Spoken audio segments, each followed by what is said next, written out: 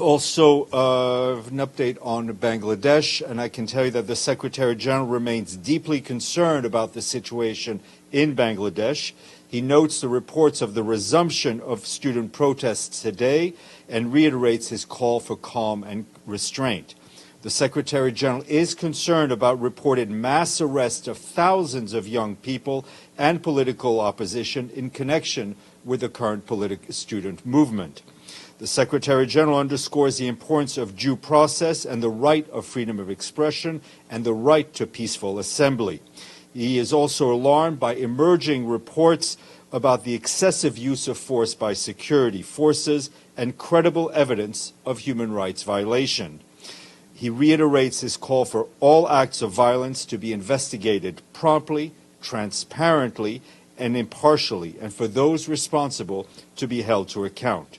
We continue to raise our concerns about the situation in the country with relevant authorities, both in the capital Dhaka and here in New York, and we count on Bangladesh to respect and uphold human rights, including as a troop contributing country to the United Nations peacekeeping missions.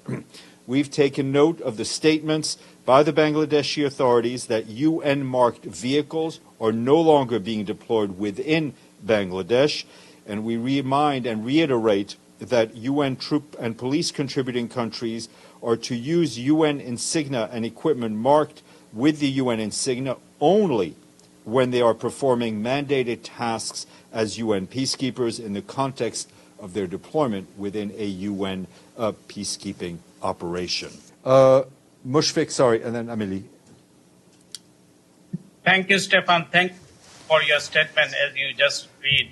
So I have three questions, if I may, on Bangladesh, and it will be very quick. What is the Secretary General's view regarding the role of Bangladeshi law enforcement agency in running a witch hunt against young innocent people, shooting them and forcing them to give statements while they are in custody? I think, Mushfiq,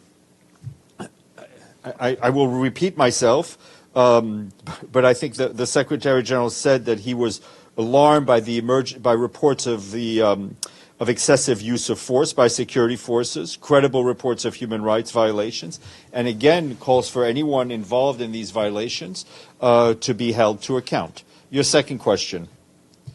Does he still feel comfortable with these same people holding the UN flag to remain peace in other countries? Well, it is